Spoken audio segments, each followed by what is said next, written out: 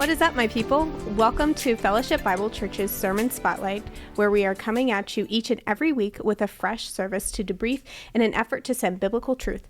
And what better way to do that than by the power of conversation?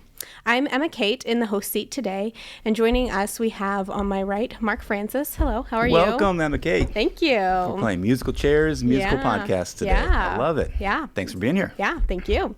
And then we have the Caleb Pearson. What's up? The Caleb Pearson. She's good at it so far. Mm-hmm. You should have her do this more often. She's like, please no. But yeah. I'm happy to be here. Me too. So, well, let's just dive in. What a great sermon this weekend. You only preached twice instead of 3 times this weekend. Yeah, first time preaching Follow the Star weekend, so no Saturday night service, but was here doing parking lot duty. Follow the Star was awesome. I liked seeing it from that perspective. First time I had done parking lot stuff. You're wearing like neon yellow, right? So you don't get hit and run over. There was a time where I saw a neon flash run through the cookie tent as I was playing music and then bounce back. You must have been doing some cookie runs yourself. That was a run. That was a run to see my sons. Okay. Because they were in the cookie tent. But other than that, I didn't really go in there. So, I thought it was like a cookie thief coming.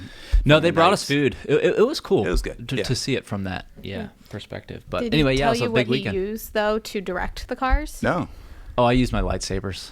Yeah, I charged him up and brought him. It was fun. And then shout out to Josh Stewart. The second night, he brought his. He was like, I didn't feel comfortable bringing mine, but now that I saw you did, I will. I was like, do it. So hopefully next year we'll have like 20, 30 lightsabers going.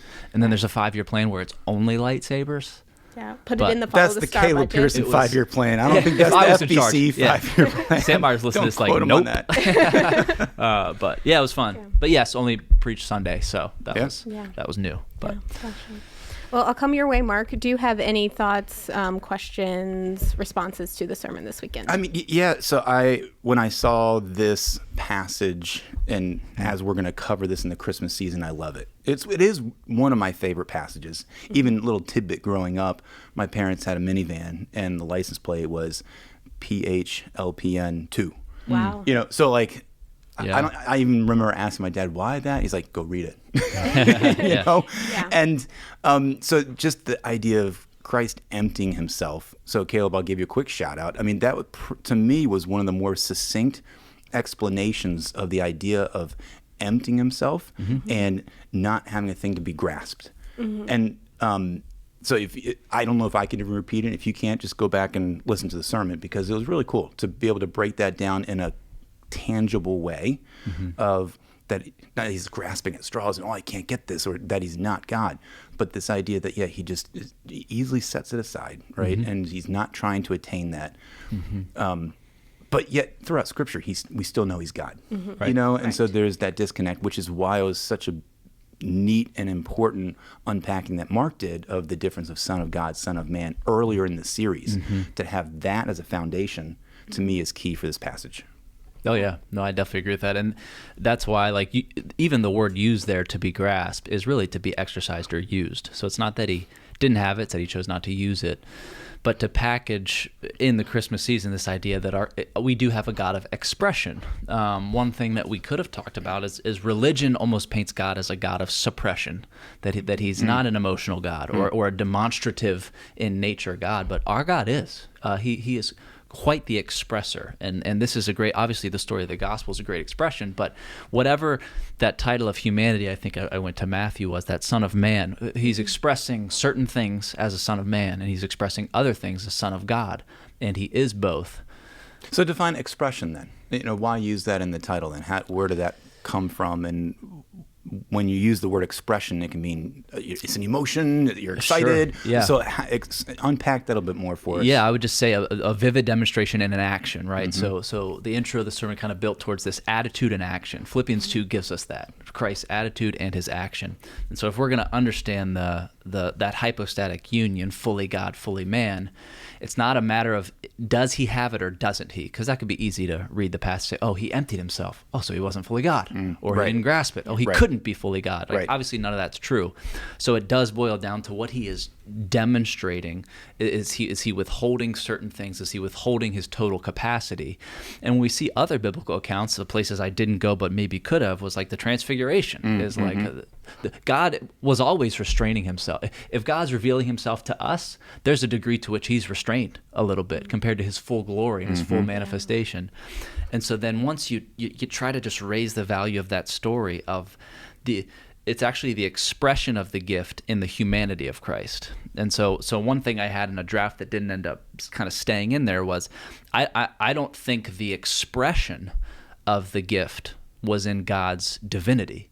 I think that was the execution of the gift and making it permanent. But the expression was this humble, human thing, and how he is emphasizing his Father throughout all of it. It was just a cool way to, I think, tie it into Christmas, and then it's just easy to, we're all expressing all these gifts and all these things to each other. God operated the same way.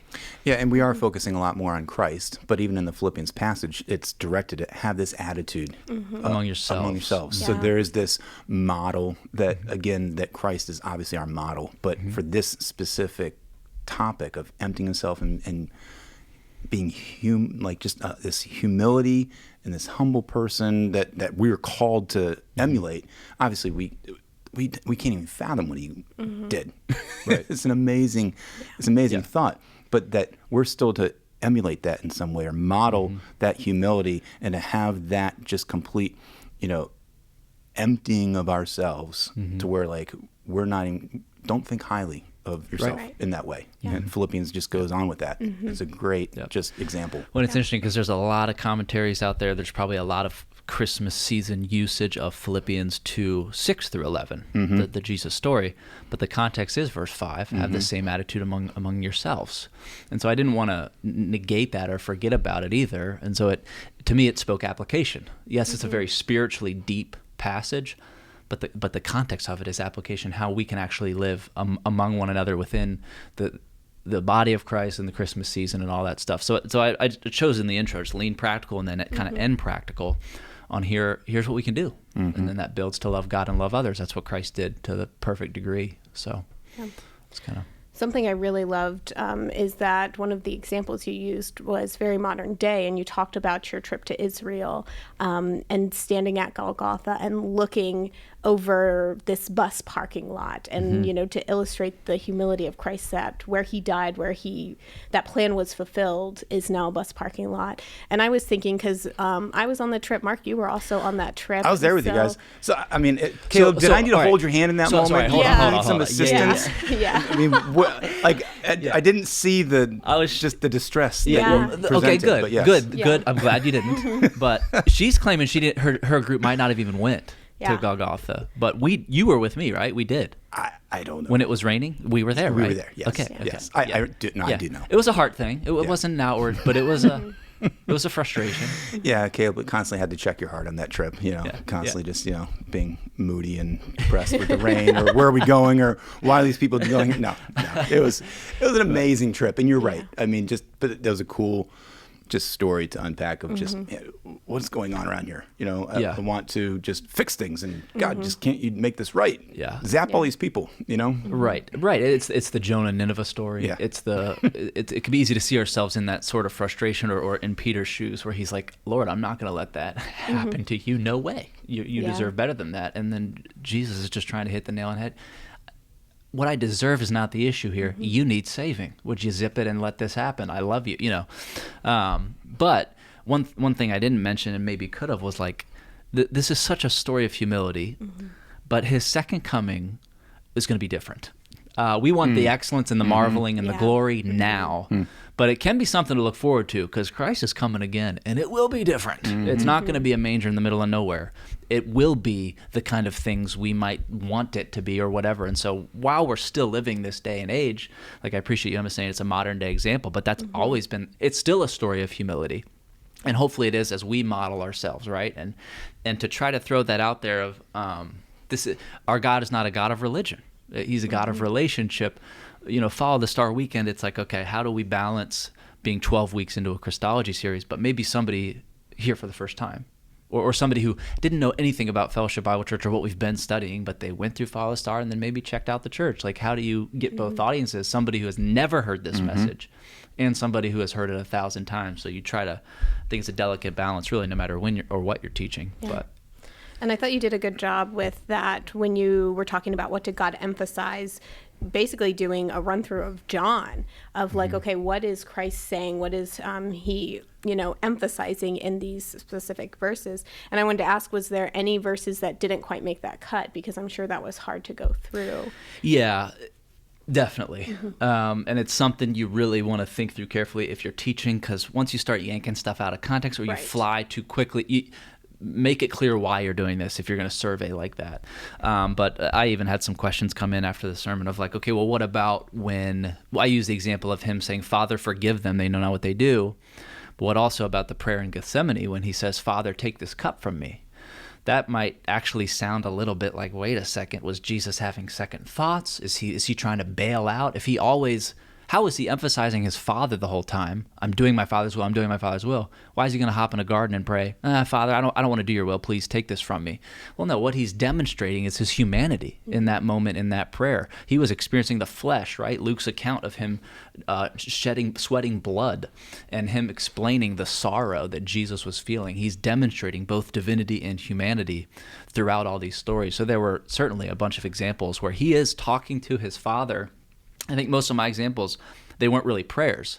It was like, I'm telling you guys, I'm speaking on his behalf. That's what stood out to me, is Jesus, again, of all people, to be like, yeah, listen up, I'm him. I'm hear my words, but he's kind of emphasizing, hear my Father's words. I am simply a representative of the one who sent me. I mean, what better lesson for us, implicit lesson in all these Bible studies? We can do the same thing. How can I be like Jesus? He was perfect. You better believe he was.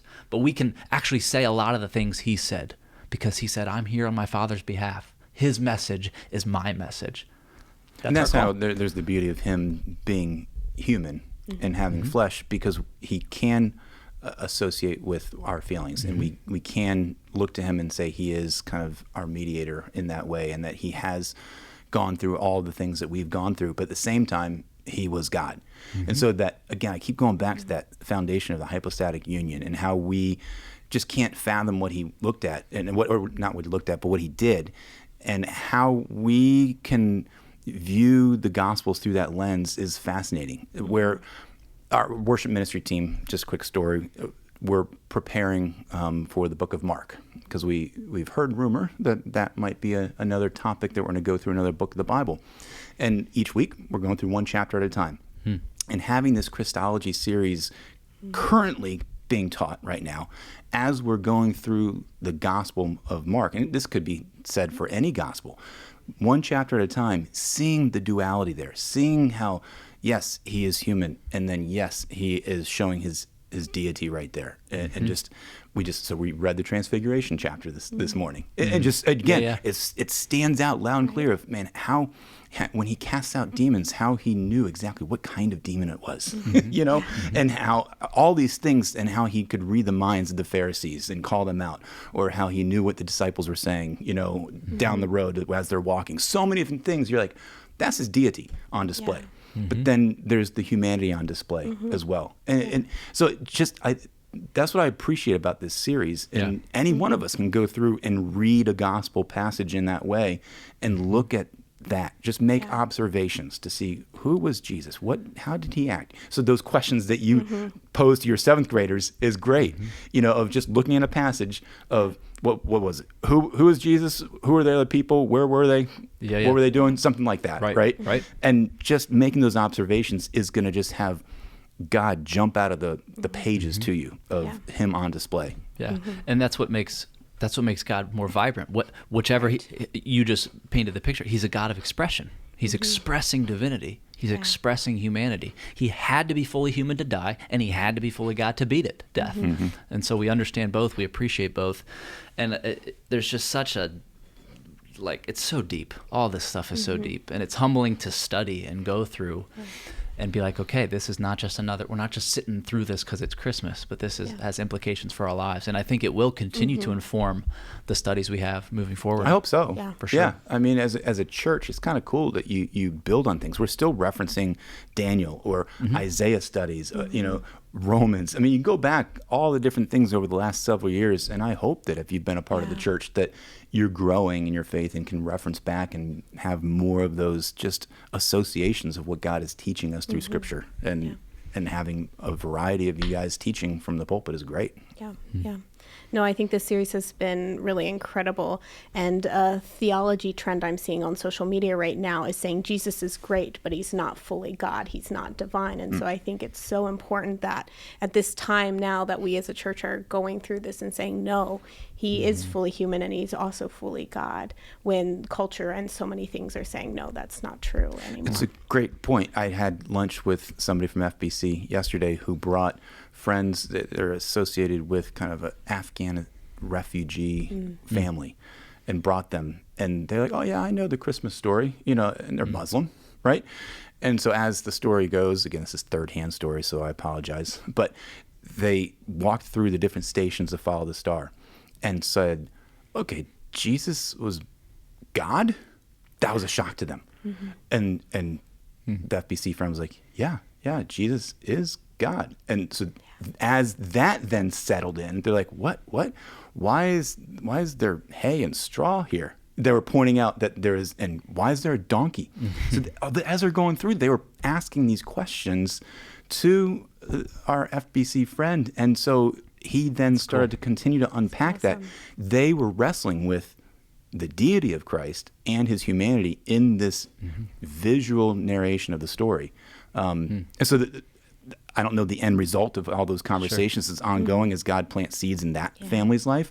But that's just one example of what Follow the Star does to demonstrate this emptying of himself in the Christmas story. Yeah, if he's such a great God, why would he come like this? Right. And again, in this humble, kind of gross, boring, whatever. It's So there are people out there awesome. that do That's not really know cool. this. Yeah. Right. And there's people who will just say they're Christians and not believe it. Well, and isn't that the heart of the argument? I think if you grow up in a Christian home, you think the battle of your evangelism is going to be convincing people that Jesus exists or that he existed. Right. It's not the battle at all.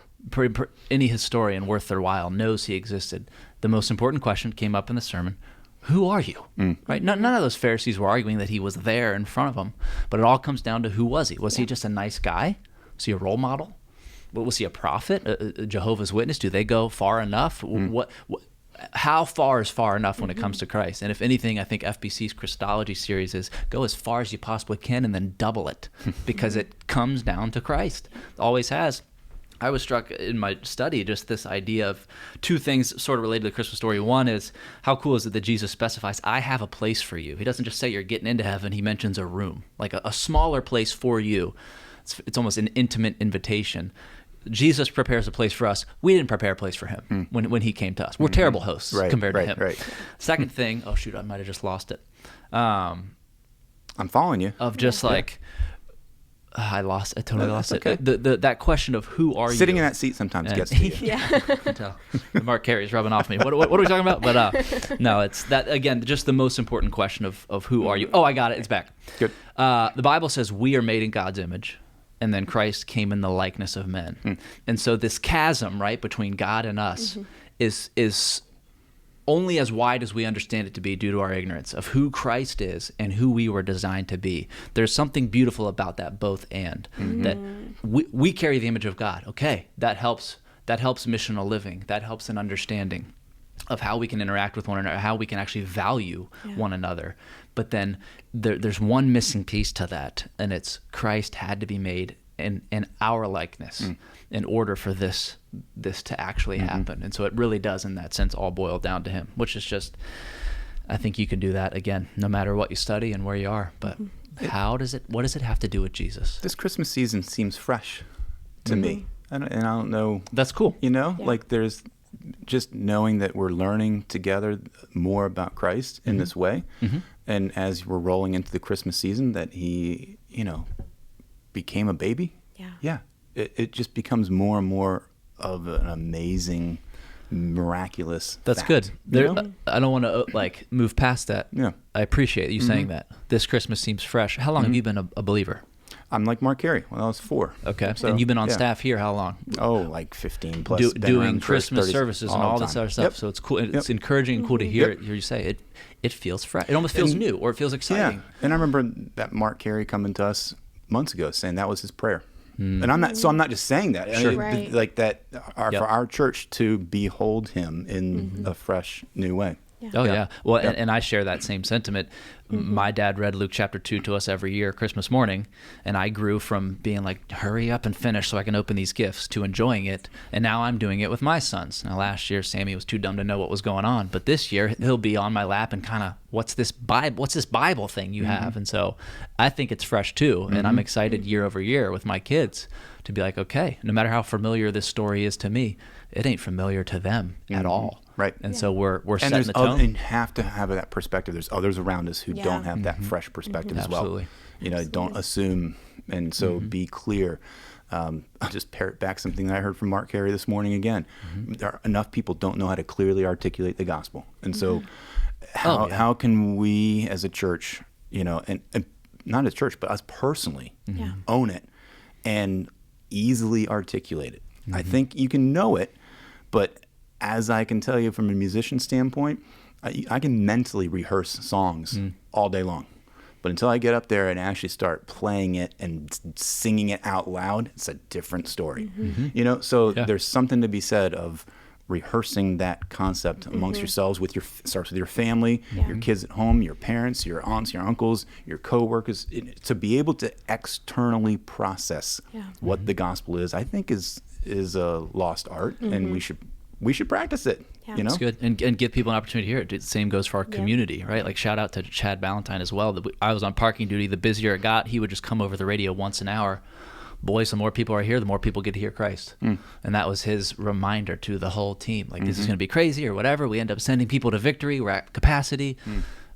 It means more people are going to hear the story of Christ. Yeah. That is the bottom line. And it was just cool. I literally have that ringing in my ear because another believer in Christ is encouraged and reminding perhaps himself, but certainly his team of that. Yeah. And so I got to see, I didn't go through it. I was on parking lot duty both nights, but I got to see Follow the Star from that perspective. And it was very encouraging. And I've heard a few stories come in, but people have been bringing coworkers. Again, the story of the Afghan family. Yeah. Another family came, you know, was originally from Peru. You know, you're talking about people coming from West Virginia, Shenandoah County, you know, all over the map practically. And this is the first time that they're hearing it and seeing it, even though it's the 15th year of Follow the Star. Right. You know, Yeah. so it's encouraging. Yeah, that's awesome.